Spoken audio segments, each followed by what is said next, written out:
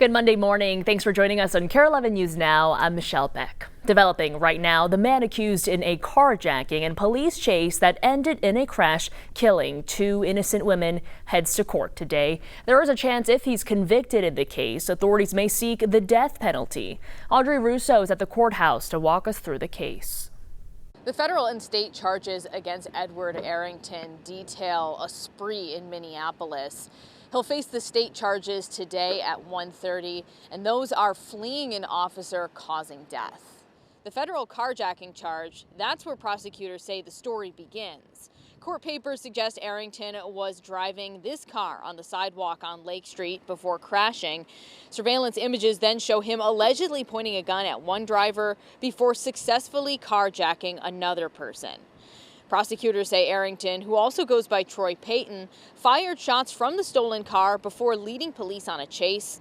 The chase ended when court papers say Arrington ran a red light at Penn Avenue, crashing into Liberty Borg and Marissa Casebolt's car. Both 25-year-old mothers died at the scene. Now, Arrington also has a pending drug charge. He also filed handwritten lawsuits against the St. Paul Police Department and the Hennepin County Sheriffs, alleging that officers were following him. Back to you. Right now, reactions are pouring in from Timberwolves fans after learning Nas Reed's sister was shot and killed this weekend. Nas shared his own message on social media. No words, just two pictures. Police say his older sister, Terea Reed, was allegedly shot and killed by her boyfriend in New Jersey Saturday. Police say Shaquille Green was in a relationship with her, and he is now facing murder charges. We have new details this morning on the celebration of life for 10-year-old Harper Moisky. She's one of the two kids killed in the Annunciation Church shooting. Her obituary says her service will be Sunday, September 14th at noon at the Lake Harriet Bandshell. The family wrote, "All who loved her are welcome." And this weekend, friends and family came together to remember Fletcher Merkel, the 8-year-old also killed in that shooting. Fletcher's visitation and funeral were held at Mount Olivet Lutheran Church in South Minneapolis. At the request of the family, people came in bright colors, with many adults and kids wearing Annunciation t-shirts that say "A future filled with hope." During the service, we heard from Fletcher's loved ones, including his aunt. She said Fletcher was always in motion, a little kid full of energy matched by his generosity. He once gave $20 to his cousin because he said giving to others makes him feel happy.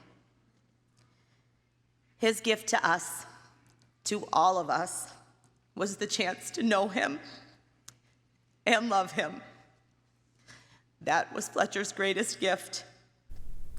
Now, if you're looking for ways to help the Annunciation community, the city is directing people to the Minneapolis Foundation. You can donate by texting ACF1 to 41444.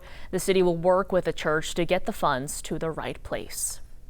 A look from Chicago this morning, where today President Trump could decide whether to deploy the National Guard. This comes after the White House decision to ramp up immigration enforcement in the city, resulting in a spike in detentions over the weekend. Meanwhile, Americans are weighing in on President Trump's policies that impact your health and wealth. A new NBC News poll shows what Americans think about the president's moves. NBC's Bafta Imam has the story from Washington. A new NBC News poll reflects how Americans feel about President Trump's decisions on everything from immigration to crime to their wallet.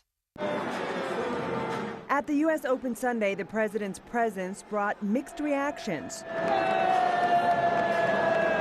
This, as a new NBC poll shows the president's approval rating at 43% amid threats to go to war with an American city over a crime crackdown. Are you threatening to go to war with Chicago? When you say that, darling, that's fake news. Well, why would you use the Department of Defense? I call it a threat. I call it embarrassing. I would call it performative. Despite this post on Saturday where the president appeared to threaten war on Chicago, by Sunday, he walked it back. We're not going to war. We're going to clean up our city.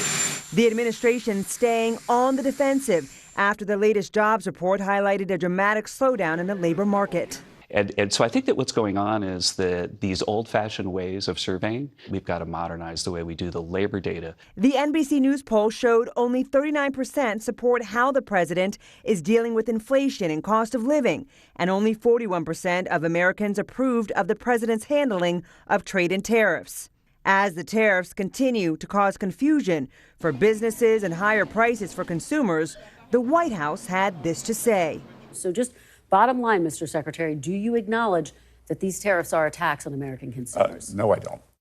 Over the last few weeks, lawmakers have had growing concerns and questions over public health and access to vaccines, grilling Health and Human Services Secretary Robert F. Kennedy Jr. in a hearing.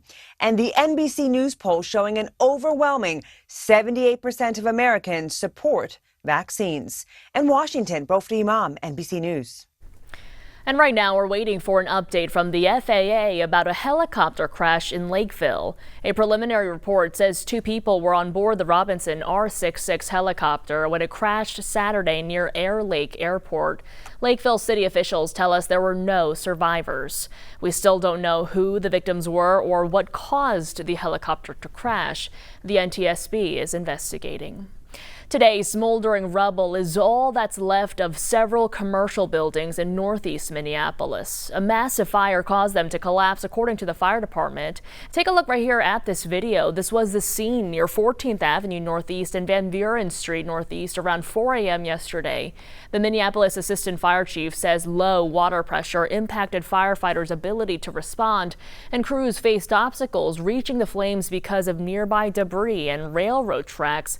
A security guard at a nearby unaffected building recalls seeing the flames as she drove into work. I drive in from the West Metro and I could see it all the way out there, and I said, no way. And then I got downtown and I said, you are joking. Investigators are working to figure out what caused the fire. Crews believe the buildings were vacant and that nobody was hurt. Tonight, more than 1,400 union workers will start to walk off the job at U of M campuses across the state after overwhelmingly voting down the U's final offer. That includes janitors and food service workers. These are new pictures Teamsters Local 320 posted to their Facebook page in the last 8 hours as members made signs. The strike starts at Crookston and Morris campuses tonight at 10, then UMD and Satellites tomorrow morning, followed by the Twin Cities campuses. They're seeking at least a 3.5% wage increase. The U says they have plans in place to ensure vital services continue, adding, quote, the university is hopeful a resolution can be reached that supports our employees while ensuring the long-term financial health of our institution.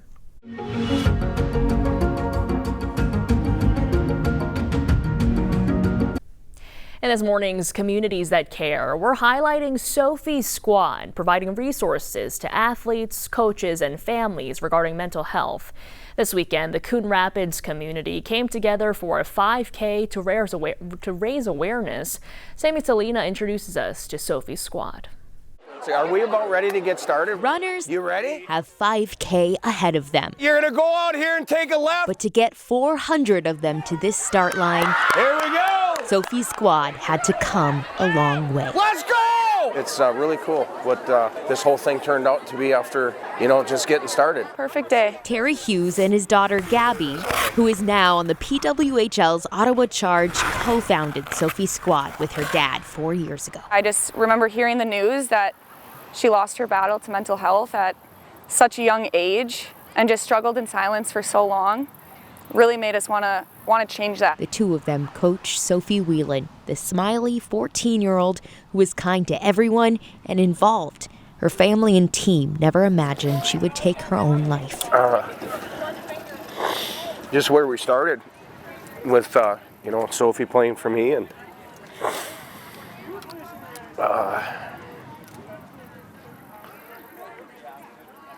didn't know a lot about mental health.